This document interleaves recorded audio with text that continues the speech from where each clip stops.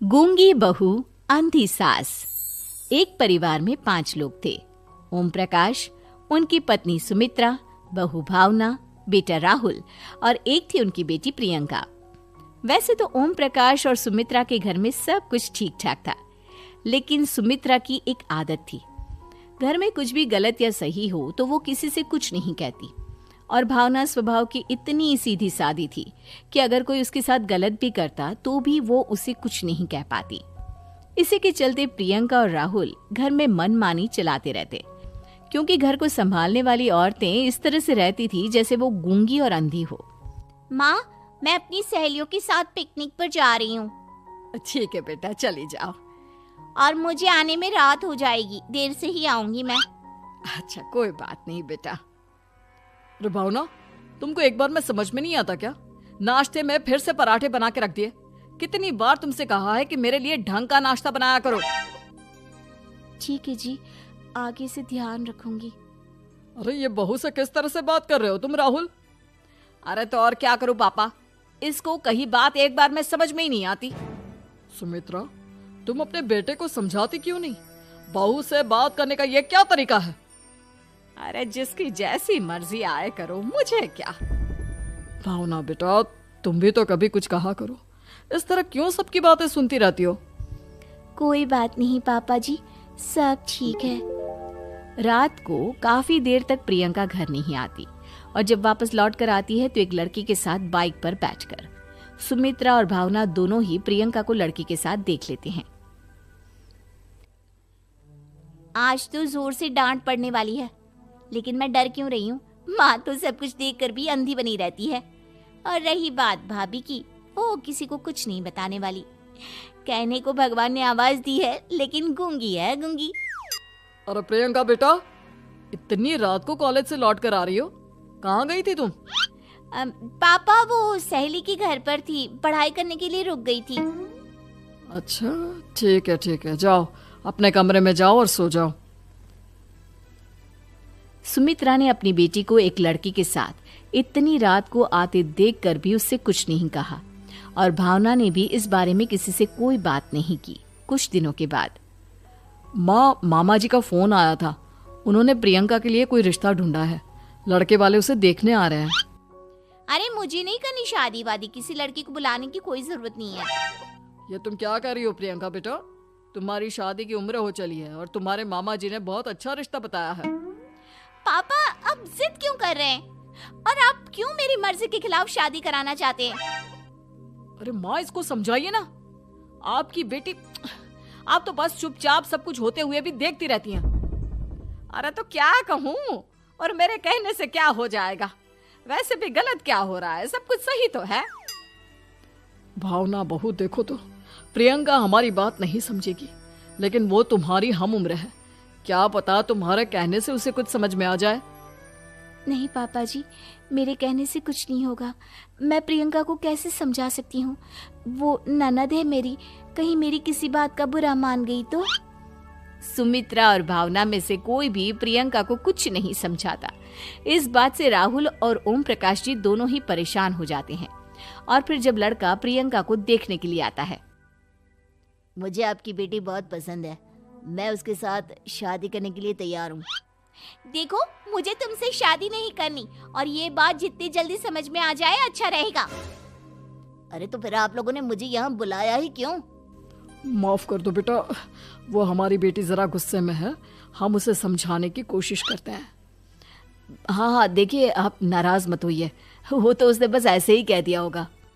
अरे कोई ऐसे ही कुछ कहता है क्या? और ये आपकी पत्नी और माँ, ये दोनों इस तरह चुपचाप क्यों बैठे हैं, जैसे इस घर के मेंबर ही ना हो? आपके घर में सब कुछ ठीक तो है ना? अरे सब कुछ ठीक है बेटा। सुमित्रा, समझाओ ना अपनी बेटी को। अरे क्या समझाऊं, क्या होगा समझाने से? सब ठीक ही तो हो रहा है, गलत क्या हो रहा है? भावना, प्रियंका को अंदर लेकर जाओ और उससे समझाओ कि कितना अच्छा रिश्ता है। इतना अच्छा लड़का है, इस तरह से बिहेव ना करे। नहीं जी, मैं किसी से कुछ नहीं कह सकती जी। अरे अजीब परिवार है, मुझे तो यहाँ से निकलना पड़ेगा। इस तरह से तो आपकी बेटी की शादी किसी से नहीं हो सकती। जिसके घर की औरतें गूंगी और अंधी बनकर बैठ जाए, उस घर का कुछ नहीं हो सकता। ओम प्रकाश और राहुल सुमित्रा और भावना की हरकतों की वजह से बहुत परेशान हो जाते हैं। एक दिन वो दोनों आपस में बात करते हैं।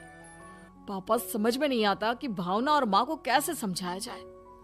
सही कहते हो बेटा, तुम और मैं काम के सिलसिले में सारा दिन घर के बाहर रहते हैं और घर की दोनों औरतें जिन्हें सारा घर संभालना चाहिए गूंगी और अंधी बनकर बैठी हैं। पापा आप ही बताइए इसका क्या उपाय है। मेरी तो कुछ समझ में नहीं आता बेटा, लेकिन हमें कुछ तो करना पड़ेगा क्योंकि इन सब की वजह से प्रियंका बहुत ज्यादा बिगड़ती जा रही है। तुमने देखा उसे किस तरह से बिहेव किया था। अरे लेकिन पापा हम करेंगे क्या? हमें एक नाटक करना होगा। कुछ दिनों के लिए हम भी गूंगे और बहरे बन जाते हैं, उसके बाद इन दोनों औरतों को अकल आएगी। हाँ पापा, शायद आपकी बात ठीक है। हम दोनों हर बार बात को संभाल लेते हैं और इसी वजह से माँ और भावना कुछ भी करने की कोशिश ही नहीं करते। और फिर अगले दिन, भावना, नाश्ते में क्या बनाया है? जी पराठे बनाए हैं। मेरे लिए पोहा बना दो। अच्छा जी ठीक है, अभी बना देती हूँ जी। बहू, नाश्ते में क्या बनाया है? पापा जी पराठे हैं और पोहे बन रहे हैं। अरे बहू, मुझे तो उपमा खाने का मन था, मेरे लिए उपमा बना दो। ठीक है पापा जी, अभी बना देती हूँ। भाभी जल्दी से जरा मेरा कॉलेज का टिफिन तो पैक कर देना। और सुनो, मुझे ना भिंडी की सब्जी खाने का मन है। सुमित्रा चुपचाप बैठी बैठी सब कुछ देख रही थी। उसने किसी से कुछ भी नहीं कहा और ये देखकर भावना को मन ही मन गुस्सा आ रहा था, लेकिन वो किसी से कुछ नहीं कह रही थी। उसे लग रहा था कि ओम प्रकाश जी जो हमेशा उसकी साइड लेते थे वो भी आज चुपचाप बैठे हुए थे। शाम के वक्त प्रियंका अपने बहुत सारे दोस्तों को लेकर घर आती है और उधर दूसरी तरफ से राहुल भी अपने ऑफिस के दोस्तों को लेकर घर आ जाता है। प्रियंका अपने कमरे में तेज म्यूजिक चलाकर डांस करती है और राहुल अपने दोस्तों के साथ बैठकर जोर जोर से हंस रहा था। प्रियंका और राहुल मिलकर पूरे घर को अस्त व्यस्त कर देते हैं, लेकिन भावना उनसे कोई शिकायत नहीं करती और सुमित्रा जी भी चुपचाप बैठी रहती है। लेकिन भावना और सुमित्रा के अंदर का गुस्सा धीरे धीरे बढ़ रहा था। फिर रात को ओम प्रकाश और राहुल एक दूसरे से बातें करते हैं। पापा, हमने इतना कुछ किया फिर भी भावना कुछ बोलती ही नहीं और माँ भी कुछ गलत करने से किसी को रोकती ही नहीं। तुम चिंता मत करो बेटा, इन दोनों के अंदर का गुस्सा भर रहा है और बहुत जल्दी बाहर आने वाला है। अगले दिन, अरे बहू, ये कपड़े धुले हैं या गंदे हैं? पापा जी कपड़े तो मैंने धोकर ही आपकी अलमारी में रखे थे। मुझे तो साफ नहीं लग रहे, एक बार और धो देना। प्रियंका, मैं सोच रहा था कि तुम्हें उस लड़के से शादी नहीं करनी है ना, मत करो। एक काम करो, वैसे भी क्या रखा है शादी वादी में, तुम्हें जो लड़का पसंद है उसके साथ जाकर कोर्ट मैरिज कर लो। इस बार ओम प्रकाश और राहुल की बात सुनकर भावना और सुमित्रा के अंदर का गुस्सा जाग उठता है। मैं किसी से कुछ कहती नहीं जी, इसका मतलब ये है कि आप लोग मुझे परेशान करते ही रहेंगे। कल 4 बार मुझसे नाश्ता बनवाया, आज पापा जी मुझसे धुले हुए कपड़ों को बार बार धुलवा रहे हैं। अरे मैं इंसान हूँ जी, कोई मशीन नहीं हूँ।